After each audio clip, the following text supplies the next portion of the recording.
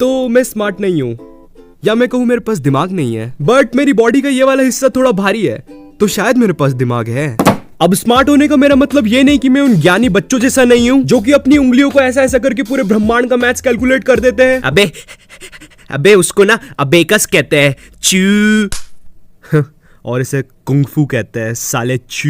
ये है kung fu master. मुझे 6+7 अपनी उंगलियों पे काउंट करना पड़ता है, बट खैर 6+7 का आंसर किसको नहीं पता होता है ना? 5 6 7 8। खैर ये वाले क्वेश्चन को अभी जाने देते हैं। तो जैसा कि अभी मैथ्स की बात हो रही है, तो तुम्हें मैं एक किस्सा सुनाता हूँ, मगर सॉरी टू से मैं ये नहीं बताऊंगा कि ये 11th की बात है, क्योंकि तुम लोग फिर सोचोगे कि कोई बंदा इतना बड़ा होके इतना गवार कैसे हो सकता है। तो एक दिन मैं क्लास में बैठ के मेरे दोस्त का होमवर्क छाप रहा था, और मेरा दोस्त पीछे बाकी बच्चों के साथ कुछ कर रहा था। मुझे पता नहीं क्या कर रहा था, मगर कुछ तो कर रहा था। शायद बॉम्ब वॉम्ब डिफ्यूज कर रहे थे वो लोग, या लगा रहे थे। खैर, तो होमवर्क छापते छापते मुझे एक क्वेश्चन में डाउट आया। अब नॉर्मली कभी ऐसा होता है तो मैं जो सामने वाले की कॉपी में पैटर्न बना होता है वही अपनी कॉपी में बना देता हूँ, मगर उस दिन मेरे दिल से एक आवाज आई, ब्रो इट्स हीरो टाइम। बस इतना सुन के मेरी आंखों में चमक आई और मैं मेरे दोस्त के पास चल पड़ा।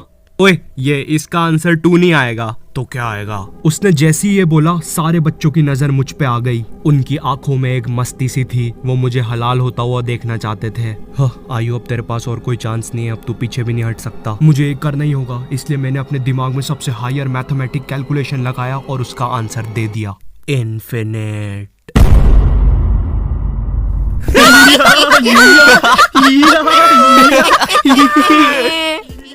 उनकी हंसी सुन के मेरा रोना निकल गया था, लेकिन मैंने मेरा ईगो नहीं टूटने दिया। मैंने फुल कॉन्फिडेंस से उन्हें कहा, भाई गलत क्या है उसमें? उसका आंसर इन्फिनाइट ही तो आएगा। साले हंस क्यों रहे हो मुझ पर? अच्छा, कैसे आएगा इन्फिनाइट, हमको भी तो बता। यहाँ मुझे मेरा ईगो वापस लाने का चांस मिला था, इसलिए मैंने मेरा हायर कैलकुलेशन उन्हें बता दिया। भाई देखिए, जो नीचे के 2 1 है ना, अगर तू इनका एलसीएम लेगा तो इनका तो एलसीएम आते ही जाएगा। ओए हाँ, सही बोल रहा है यार तू। देखा भाई, तेको तो मैंने बोला ही था, इसलिए इसका आंसर आएगा infinite.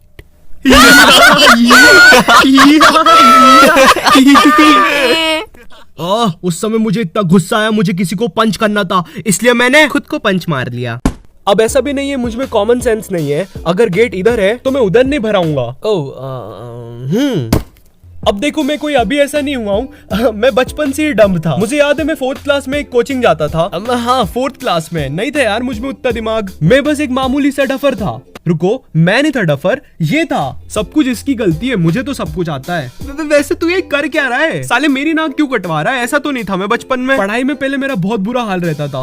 A for Apple, A for Apple. अब बोलो, ए हाँ, एप्पल एप्पल ए एप्पल एप्पल ए एप्पल एप्पल ए ए ए जब्बा। मुझे 11th क्लास का हिंदी सब्जेक्ट बिल्कुल पसंद नहीं था। हमें एक चैप्टर था शिवराज सिंह और उसकी बर्छी, मतलब स्वॉर्ड और तलवार। अब मैंने पीछे वाले बेंच पे शिवराज सिंह को युवराज सिंह सुन लिया, और मेरे पे बुक तो थी नहीं। और चैप्टर में एक लाइन आई थी कि शिवराज सिंह ने अपनी बर्छी से 14 सैनिक को घायल कर दिया। और यहाँ मैं पीछे वाले बेंच पर बैठ के सोच रहा हूँ कि भैंचो, युवराज सिंह ने कब से सैनिक पहनना स्टार्ट कर दिया, और ये बर्छी को इतना हाईलाइट क्यों कर रहे हैं चैप्टर में? अरे मैं साइंस का स्टूडेंट हूँ, मेरे क्या काम आएगी युवराज सिंह की बर्छी? तो एलियन 1, तुम्हें क्या लगता है इस बर्छी से हम लोग क्या कर सकते हैं? अरे भैया, इसको कोई ट्रांसलेटर दो। अरे ढपले को हिंदी नहीं आती क्या? एलियन 1 वहां रखा है ट्रांसलेटर। जी तो सर, मैं बता रहा था कि अगर हम बर्छी से इलेक्ट्रोमैग्नेटिक रेडिएशन निकाल लेंगे तो उससे क्या होगा कि अरे कैसा आदमी है यार, मारो यार ढपले को। हिंदी बोलना साले। शांत हो जाए सब। एलियन 1 आगे बोलो। जी तो सर, इस बर्छी की पावर से हम लोग ना बाथरूम में टेलीपोर्टेशन कर सकते हैं। बेकार आइडिया। मोदी जी, आपको क्या कहना है इस पे? मित्रों, हम इस बर्छी से 14 सैनिकों को घायल कर सकते हैं मित्रों। यस, कमाल है, फुल सपोर्ट। तुम लोग ने आसमान में कभी ऐसा जेट जाते हुए देखा है? वो कुछ ऐसा दिखता है। तो बचपन में मुझे ये बहुत कूल लगते थे। ओ भगवान, नहीं स्टूपिड, भगवान नहीं है वो, 4th क्लास के डफर। तो कुछ टाइम के बाद वो जेट मुझे बेन 10 की वॉच लगने लग गया और मुझे पूरा भरोसा हो गया कि ये कहीं ना कहीं जाके तो पक्का गिरेगी। और वैसे भी मैं जहाँ रहता हूँ वो बेन 10 के जंगलों जैसी ही जगह है। उस चीज की वजह से और यकीन हो गया मुझे। बस फिर भगा मैं जेट के पीछे। आई नो ये जेट के पीछे भगने वाली बात तुमको बहुत स्टूपिड लग रही है, लेकिन ट्रस्ट मी यार, मैंने करा है। तो मैं जेट के पीछे पीछे पीछे भगा, लेकिन जेट तो गिरा ही नहीं। लेकिन जेट का पीछा करते करते मैं जहाँ आ गया था ना, वहां से घर जाना बहुत मुश्किल था। खैर वो बात अलग है कि मैं मेरे घर से बस थोड़ा ही दूर था, मगर कसम से उस टाइम मैं बेन 10 भूल गया था।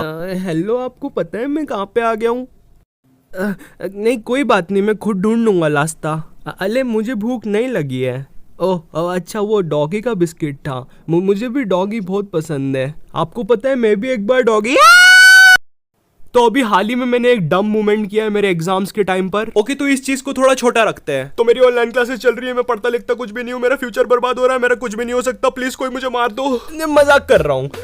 इतना सच कब से बोलने लग गया मैं वीडियोस में। तो हम लोगों का एक ग्रुप है, उसमें 9 मेंबर्स है। तो हम लोग ने डिसाइड किया कि एग्जाम्स में वाइवा के टाइम पर जो भी क्वेश्चन हमसे एक्सटर्नल पूछेगा, उस क्वेश्चन का आंसर बाकी लोग गूगल पर सर्च करके ग्रुप पर डाल देंगे। तो एक्सटर्नल ने मुझसे ग्रेविटेशन रिलेटेड कोई क्वेश्चन पूछा। तो मेरी एक दोस्त है रीत, भाई उसके दिमाग में पता नहीं क्या आया, उसने गूगल पे लिखा ग्रेविटेशन से रिलेटेड सबसे चोमू आंसर बताओ। भाई उसने केमिकल से रिलेटेड कोई क्वेश्चन पूछा था मेरे से। मैं उसको 5वीं क्लास की ग्रेविटी की डेफिनेशन सुना रहा हूँ जो रीत ने भेजी थी। Gravity sir, gravity sir, gravity. भाई वो एक्सटर्नल की भी हंसी निकल गई थी पता है। और वर्स्ट पार्ट ये है कि अब मेरे जो ग्रुप में 9 लोग हैं उनको जीवन भर ये चीज याद रहेगी। तुम तो गए।